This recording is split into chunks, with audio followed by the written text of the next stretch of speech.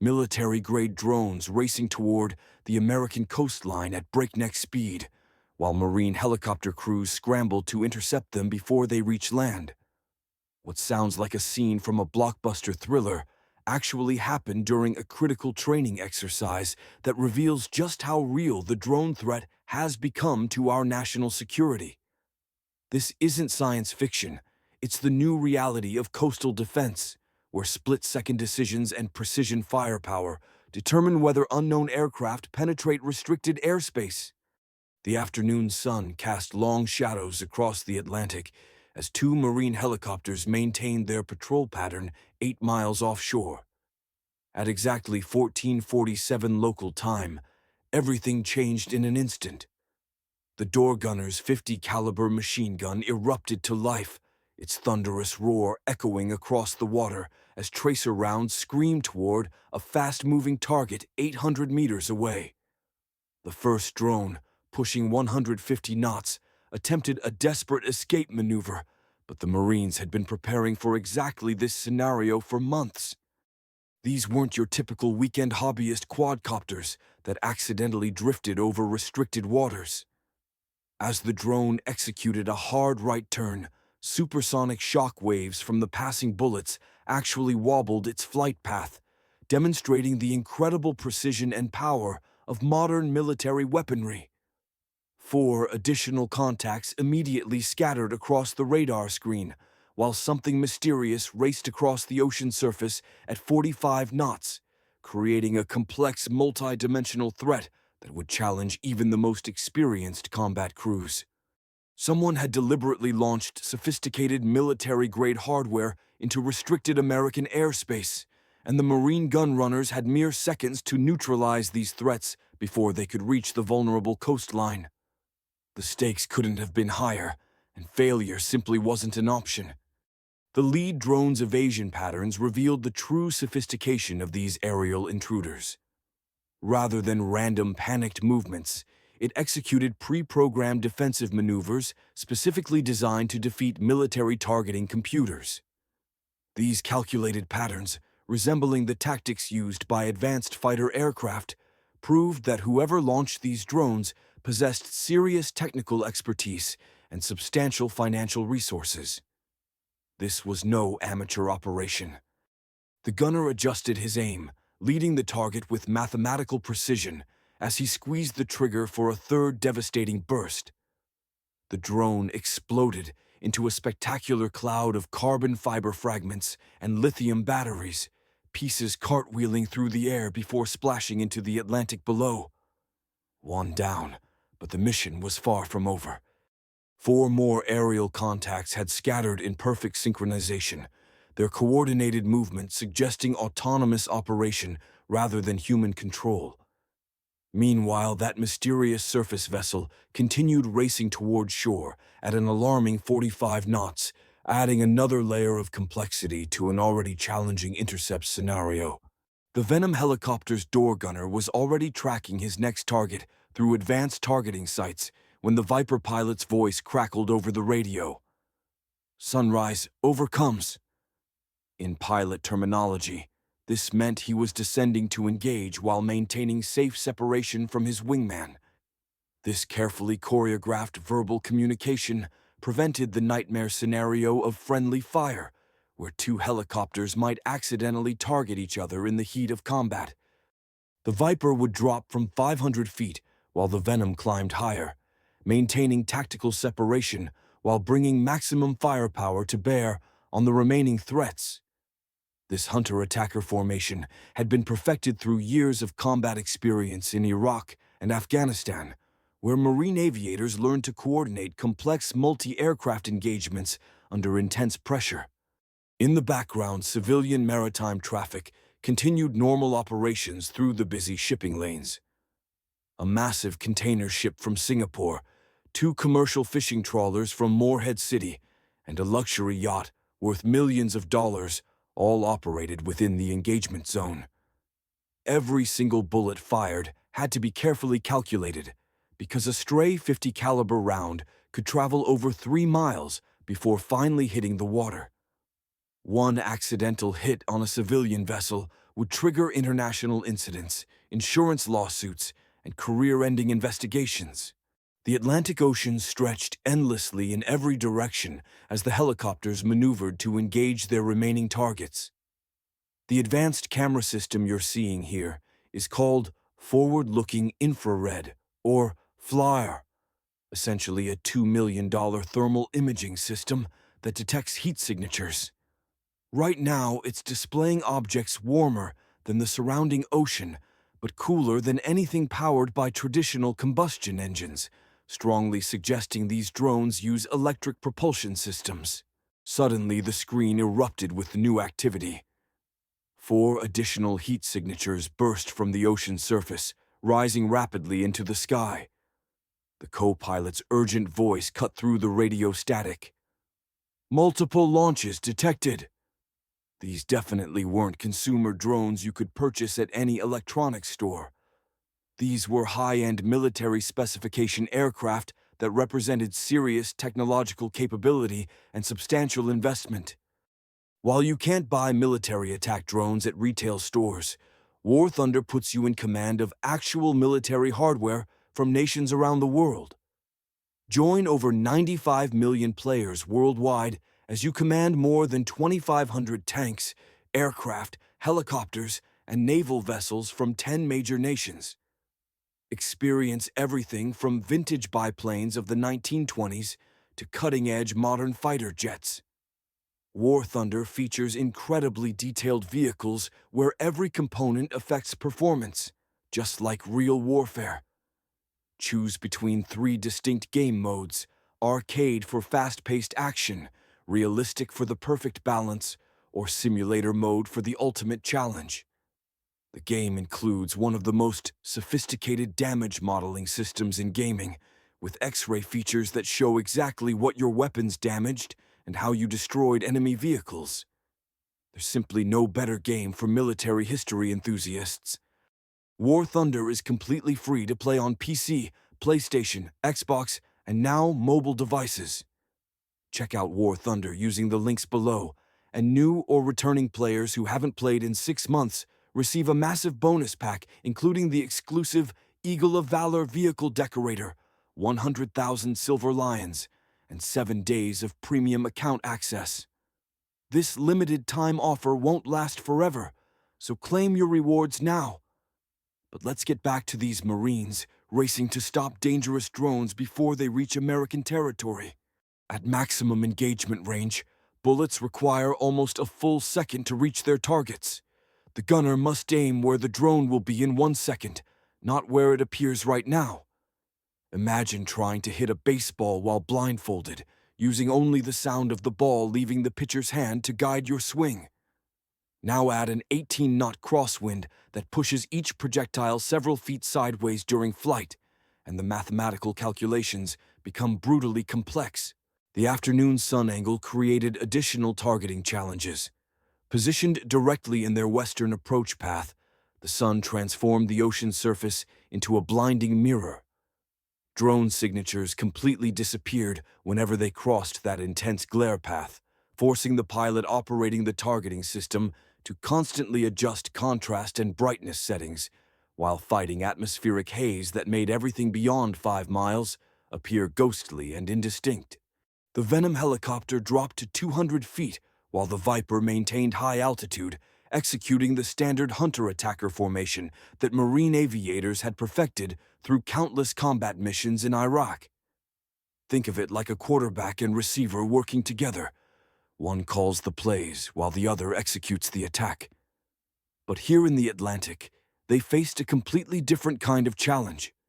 8 miles from the engagement zone, the radar warning receiver began chirping ominously. Something was actively scanning them with search radar, electronic eyes probing for aircraft signatures. The system could distinguish between passive observation and active targeting preparation by analyzing the frequency and intensity of radar pulses. These pulses remained slow and observational, rather than the rapid-fire targeting signals that would indicate imminent missile launch.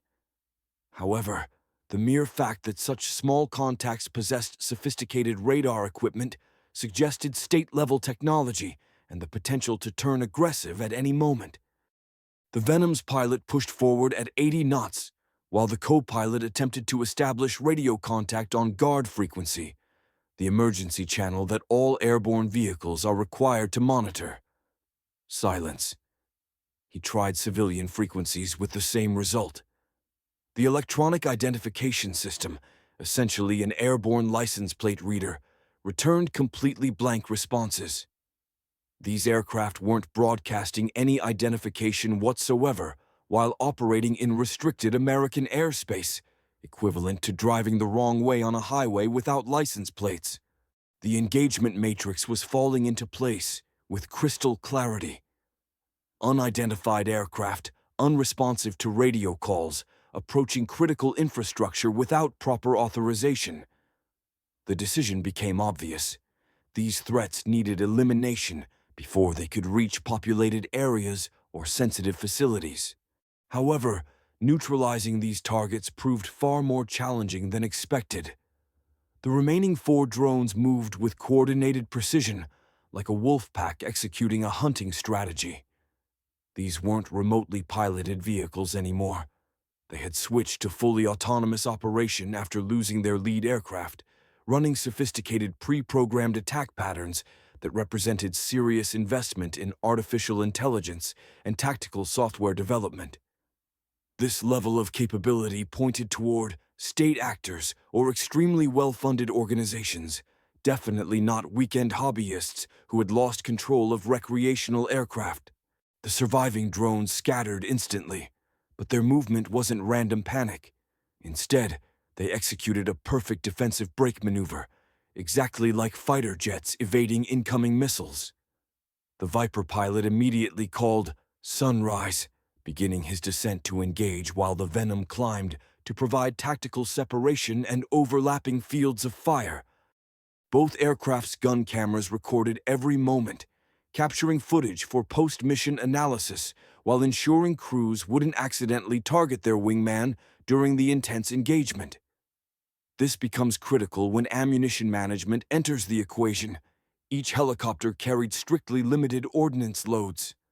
The Venom packed 6 laser-guided rockets and 600 rounds of 50 caliber ammunition, while the Viper carried 2 Hellfire missiles plus 750 cannon rounds. Against 4 aerial targets and 1 surface contact, they couldn't afford to waste a single shot. The crews had to make split-second tactical decisions, use expensive guided weapons against difficult targets, save conventional guns for easier shots. The Venom lined up on the nearest drone, while the co-pilot armed a precision-guided rocket system. Here's where things get technically fascinating. Laser-guided weapons don't actually follow the laser beam like popular movies suggest. Instead, you paint the target with coded laser pulses, essentially Morse code transmitted through light, and the rocket homes in on that specific digital pattern. The challenging part requires holding that laser perfectly steady on a moving target, while your helicopter vibrates like an industrial paint mixer and wind gusts push the aircraft around unpredictably.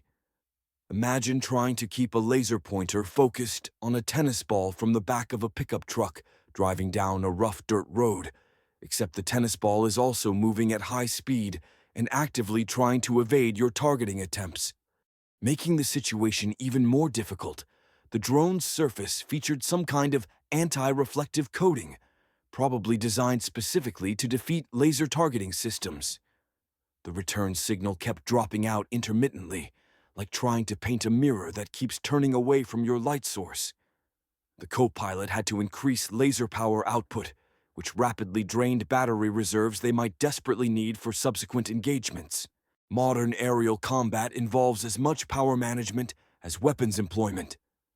Every electronic system draws from the same electrical supply, and when those batteries die, you're essentially flying blind with disabled targeting systems and degraded communications.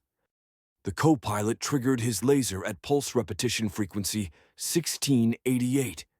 That's how many light pulses per second the targeting system fires. Different countries use different digital codes to prevent their weapons from getting confused by enemy laser designators, similar to having your garage door opener set to a specific frequency, so your neighbor's remote control can't accidentally open your door. The rocket left its launch tube with that distinctive whoosh thump sound, with safety systems automatically arming after the projectile traveled 150 meters. For 6 eternal seconds, the co-pilot fought to maintain laser lock on the target, while helicopter vibrations tried to shake his aim. Rotor downwash created a cone of disturbed air that made the laser beam wander unpredictably, while wind gusts pushed the aircraft sideways, forcing constant corrections while maintaining targeting lock. The rocket made continuous flight corrections, its trajectory resembling a corkscrew pattern. This spiral movement is actually normal behavior. Guidance fins make tiny adjustments several times per second, each one slightly overcorrecting and creating that distinctive spiral pattern. It's like parallel parking by going back and forth, with each movement bringing you incrementally closer to perfect positioning. The drone attempted a desperate dive toward the water surface, but at this range, physics had already determined the outcome. The rocket connected with devastating effect, transforming the second drone into burning debris that cartwheeled towards the Atlantic below. Meanwhile, the Viper engaged using its 3-barreled cannon, a mechanical monster that fires explosive rounds at incredible velocity. The pilot's helmet-mounted display meant that wherever he looked, the gun automatically pointed, creating an almost science fiction level of targeting capability. The technology sounds futuristic, but it's actually just cameras tracking helmet position while motors move the weapon to match that orientation. However, the system includes a quarter-second lag, the time required for cameras to track movement, computers to calculate trajectories, and motors to physically reposition the weapon. At 120 knots closure speed, a quarter-second delay means the target moves 15 meters during that processing time. The pilot had to lead his head movement, looking where the drone would be in a quarter second, plus the additional time for projectiles to reach their destination. This counterintuitive technique requires looking away from the target to successfully hit it. The pilot focused on the third drone, squeezing his trigger and sending 50 explosive rounds screaming through the air in just 2 seconds. But here's the mathematical challenge. At 500 meters range, that cone of destruction spreads to approximately 10 meters in diameter. A small, agile drone only needs to be in the wrong part of that cone to survive the initial burst. The first salvo missed entirely as the drone accidentally zigged when the pilot expected it to zag. Engine temperature gauges crept toward warning levels as sustained high-power maneuvering heated the turboshaft engines beyond normal cruise parameters. The pilot had to balance aggressive tactics with mechanical limitations. Push too hard, and they'd be forced to abort for engine cooling. Too conservative, and targets would escape toward populated areas.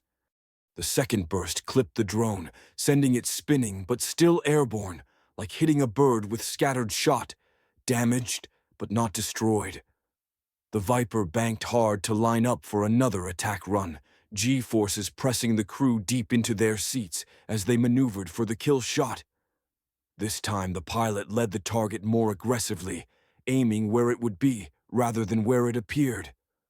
The third burst found center mass, and drone number 3 became history.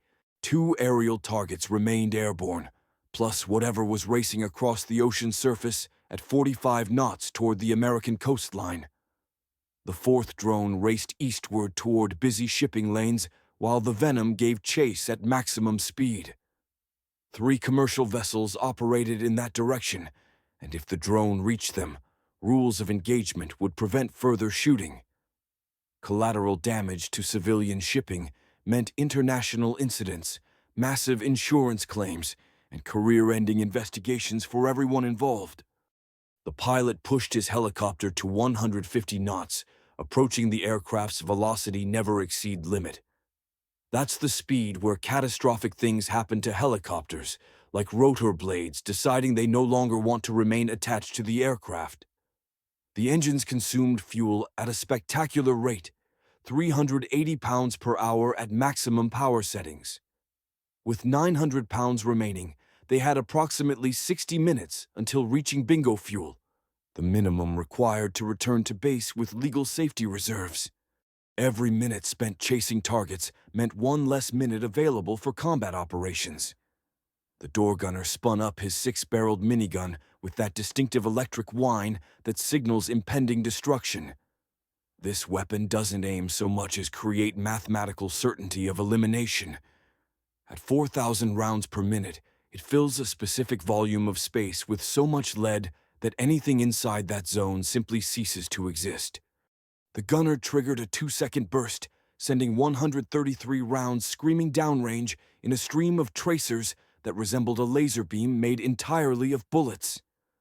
The drone attempted evasive maneuvers, but you simply cannot dodge mathematical probability.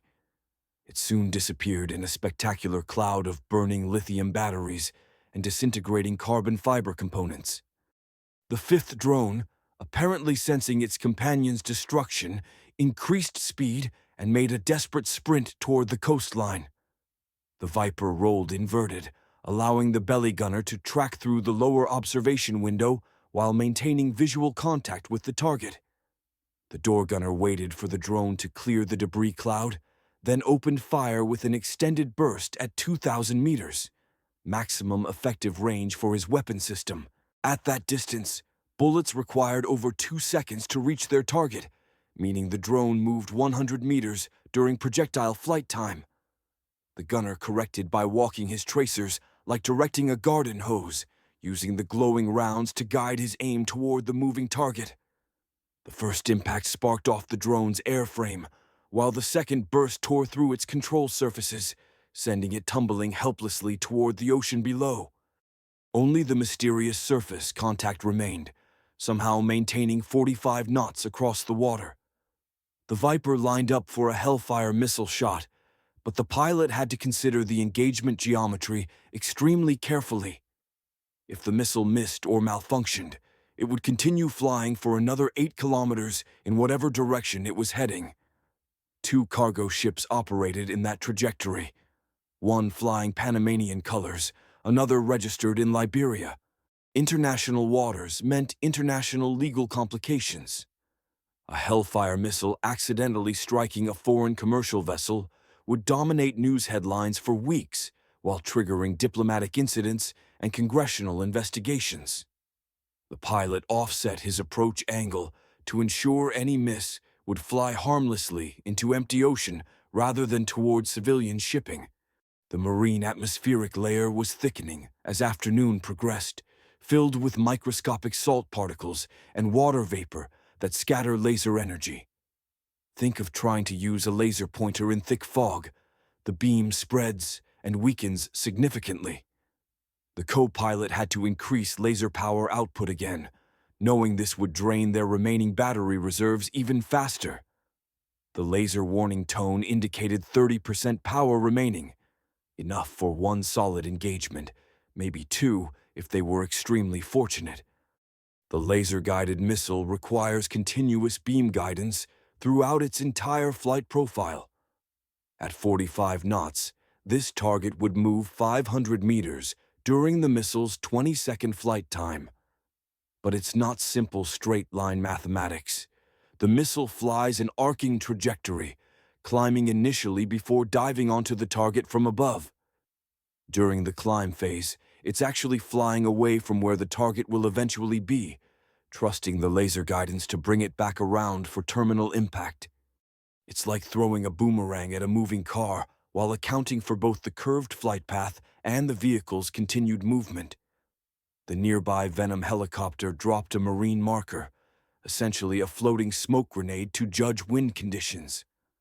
The white smoke immediately streamed northeast, indicating 18 knots of wind that would affect both laser beam stability and missile trajectory. The co-pilot had to point his laser 500 meters ahead of the racing surface contact, factoring in target speed, wind drift, and the missile's complex flight path. Getting any variable wrong would waste $150,000 of taxpayer money while allowing a potential threat to escape toward populated areas. The Hellfire missile released with its characteristic flash whoosh signature, riding the invisible laser beam like a railroad track in the sky. For 20 eternal seconds, the co-pilot held that laser absolutely rock-steady, fighting aircraft vibration, wind gusts, and his own adrenaline-induced muscle tremors. Halfway through the engagement, the target began zigzagging in some kind of terminal evasion program, but at that point, the missile was already in its final dive phase, moving at over Mach 1.3. The target's desperate evasion moved it perhaps 50 meters from its predicted position, but the Hellfire's blast radius extended 100 meters in all directions. Physics had already determined the outcome with mathematical certainty. The missile impacted exactly where the calculations predicted, transforming the surface contact into an expanding fireball of orange flame and black smoke that could be seen for miles. 6 targets engaged, 6 targets destroyed. Perfect score. 12 minutes from first contact to final target elimination. A textbook demonstration of precision, coordination, and overwhelming firepower applied with surgical accuracy. The controller's voice crackled over encrypted communications. "Weapons safe. Exercise complete." Those 2 simple words completely reframed everything that had just occurred. This wasn't actual combat against hostile forces, but rather the final certification exercise for Marine Light Attack Helicopter Squadron 269 to become the East Coast Quick Reaction Force against emerging drone threats. The targets were sophisticated military-grade training drones, specially designed for exactly these kinds of exercises, plus a remote-controlled surface vessel that cost more than most people's houses. Expensive training equipment designed to simulate real-world threats with maximum realism and challenge. But the mission they were preparing for represents a very real threat that could affect you personally, right where you live. These training profiles directly match the mysterious drone incidents over New Jersey in December 2023, where the FBI documented 50 ocean-originated drones probing critical infrastructure before vanishing back over the Atlantic Ocean. The Coast Guard intercepted suspicious vessels equipped with launching equipment, but investigators never found definitive proof of hostile intent. Someone with substantial resources and technical capability was systematically testing American coastal defenses, probing for weaknesses and response times. Langley Air Force Base, home to the world's most advanced stealth fighters, endured 17 consecutive nights of drone incursions that forced billion-dollar aircraft to relocate because existing defense systems designed for missiles and aircraft couldn't effectively counter small, agile drones operating at low altitudes. In just 48 hours, Marine Light Attack Helicopter Squadron 269 begins armed coastal patrols from Virginia to Georgia. Real ammunition, real consequences, real protection for American airspace and critical infrastructure. These gun runners have proven they can handle whatever emerges from the Atlantic Ocean, so when the next wave of mysterious drones appears, these Marines will be orbiting offshore with weapons hot and rules of engagement that prioritize protecting American territory. The drone threat isn't theoretical anymore. It's here, it's real, and it's evolving rapidly. But now you know that highly trained professionals are standing ready to defend our skies with precision, courage, and overwhelming firepower when diplomacy and identification procedures fail to resolve mysterious aerial contacts. Don't forget to check out War Thunder. Play completely free on PC, PlayStation, Xbox, or mobile devices using the links in the description.